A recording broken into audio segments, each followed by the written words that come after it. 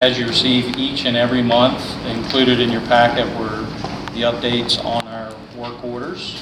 If you have any questions, I'd be more than happy to answer those. Board members, any questions? I have a question about the high school. Yes, sir. Do you have reasonable assurance that if power goes out again, that all of our systems will survive and come back on? Yeah, I have an update as far as what we've done so far to alleviate that problem. Is this just the second time though? Yes. And we found out some things this time that we weren't aware of the last time. As you all know, we lost power in the high school last week. We were unaware of the fact that the pumps did not come back online after the power failure.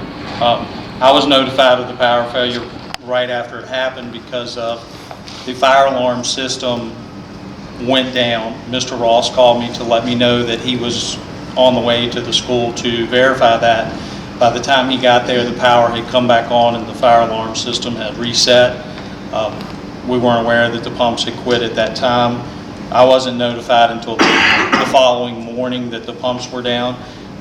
Basically, since that happened, we worked all day long Wednesday. 3 of my technicians, as well as a technician from Johnson Controls, came and was on site. Since then, the computer programming, Johnson Controls Metasys, which is the program that controls the HVAC system there, it has been programmed so that the pumps will restart automatically after a power outage. For some reason, when the system was installed, that feature wasn't turned on. It has also been set up where 4 people within the system, 2 of my maintenance technicians, myself, as well as Mr. Ross, will all receive text messages from the system. If there's a power failure, I'll also receive an email.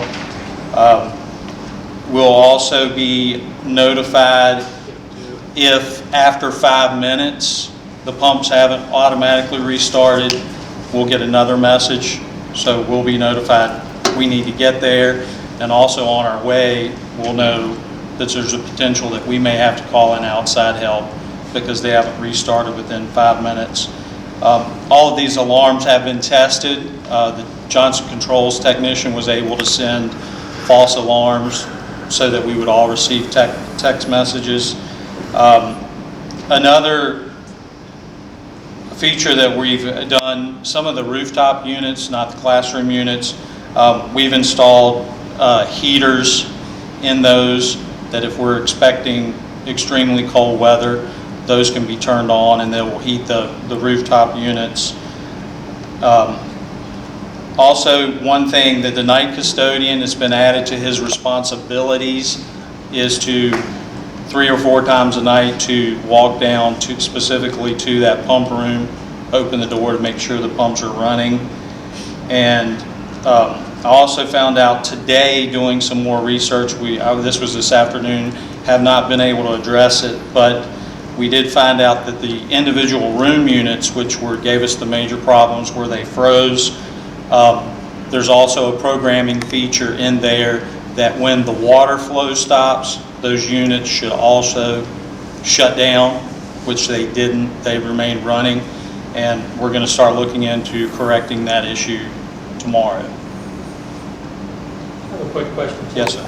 Last time we had this problem, you were supposed to have a procedure in place to make sure those pumps were restarted.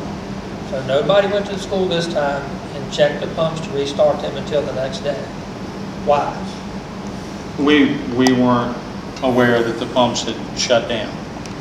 We've had some electrical outages before where they kicked back on, so there was no reason to anticipate that now. But we're supposed to check them because we had this happen the last time. There's supposed to be a procedure in place that when this happened, somebody goes there, they check that system, make sure everything's running, and they check the pumps, and evidently there's not a procedure, and somebody didn't follow it if there was, or they'd have been out there and the pumps were going to run. And again, based on the information we had at the time, talking to Johnson Controls couldn't figure this out. Mike asked them today to provide a letter of what happened, and we've implemented that. And since then, every time the electric is out, we will go and check the pump. But we've had electrical outages since last year, and the pumps have kicked back on. You know, when Mike applied for this position, there's no manual to go with that system, and so Mike is in the process of learning, and there's a learning curve that's going to go with that. Yes, and we took the learning the last time, and had procedures supposedly in place. And somebody go out there and lay hands on this thing and pray, whatever they got to do. But that wasn't because of an electrical outage last time. The pumps just shut off. No, the pumps, it was either in the process of starting up or shutting down. When we had the power outage the last time. There wasn't a power outage the last Didn't time. come back on. The pumps didn't come back up, you're right, but it wasn't due to a power outage. So in this past year, because I asked the same question, we've had power outages and they kick back on. So the system is now in place. We've got the alarms on the system to kick out, and we will go out and manually check them until I get an explanation from Johnson Controls. If Johnson Controls doesn't provide us a good reason, then we'll be looking for another company that will provide us the reason for those. And I did some research today on a company as well that I'm going to call and speak with. No, we need to put our hands on these things when they stop. Yes, sir. And make sure that those pumps are back on. And I was in the building. I actually didn't realize the power went out throughout the building. We just thought it was something that was going on within the office because we flipped the switch, well, the breaker just for the fire alarm system. It seemed it reset itself, so we thought everything was fine. We didn't realize it was a total power outage throughout the whole thing. Gotta put your hands on it. Had the same problem at work. Had 2 expensive items burn out. Yes, sir. How many classrooms were affected, Mr. Ross? Do you remember that? How many? 8. 8 were? And we moved those students Were they only upstairs, upstairs. wing close to the JRTC? Yeah, most of them were upstairs. There was 2 downstairs, the band room and the art room, which Right. are separate units in itself. And you have to deal with those. You have to go up on the roof because Mhm. of how they're. So you reset the unit up on the roof? Is that how you do it? What had happened? The band one had frozen, so they had to get a heater to get that line running again. And not exactly sure how they ended up getting the art room back to work. Same thing.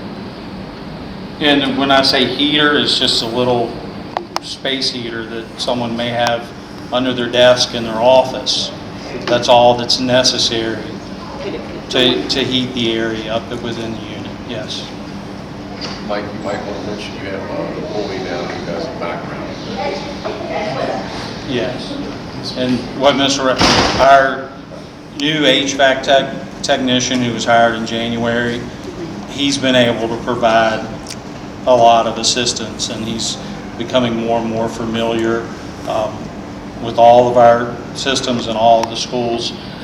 Also contacted 2 companies today about providing him some training, whether that training will involve him going off-site to their location or those companies coming here and providing on-site training. That has not yet been determined, but I have contacted companies about specific training for our new technician. They turned the program on so the pumps would turn on automatically. Well, then my question to them was, if that's the case, then when we had the previous electrical outages, the pumps turned back on. So today, like I said, Mike spoke with them. I need a written explanation of that. That makes no sense to me. And so that's what we'll find out. And if Johnson Controls does not provide better service, then we'll go to another company. And in speaking to Johnson Controls today, their operations manager said that they should be able to provide us that information by this Friday.